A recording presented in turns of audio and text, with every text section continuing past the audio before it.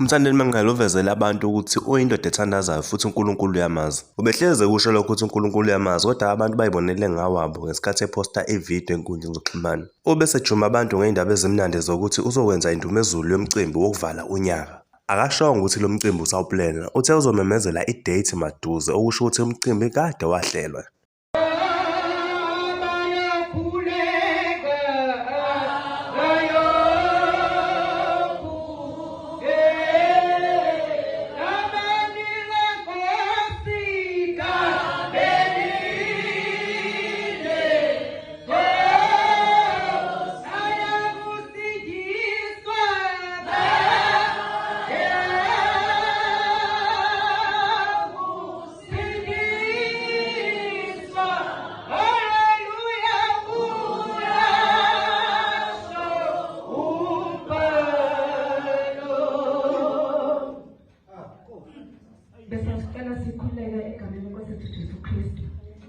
Baba egameni lakho elingcwele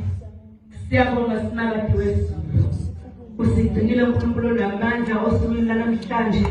wasihlenga Nkosi namandla engozini wasigcina uNkulunkulu namandla saze sabalanga siuqalile umsebenzi Nkosi namandla ubuphakathi kwethu siuqalile uNkulunkulu namandla umsebenzi ubukhona sinabade wezulu konke okwenzekile kwenzeke ngoba wona sinabade ubuphakathi kwethu uNkulunkulu namandla ube nokuthula uNkulunkulu olungileyo kulendlu ngenxa yakho sinabade wezulu ngoba uNkulunkulu namandla ukukusa kithi empilweni zethu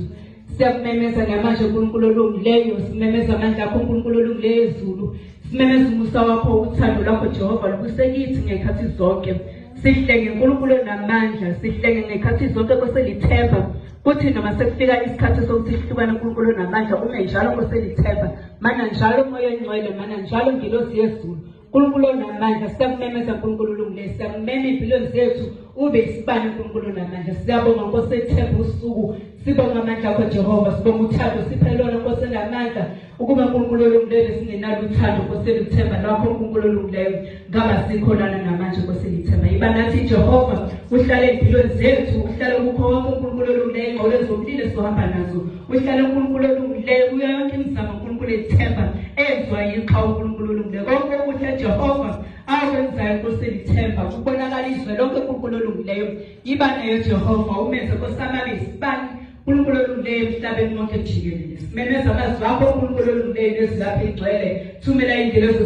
zakho Nkosi namandla kithi sonke ngegama likaJesu waseNazaretha umusa wakho uNkulunkulu olungileyo mawube kithi sonke ngamanye ngomunye manje naphakade amen.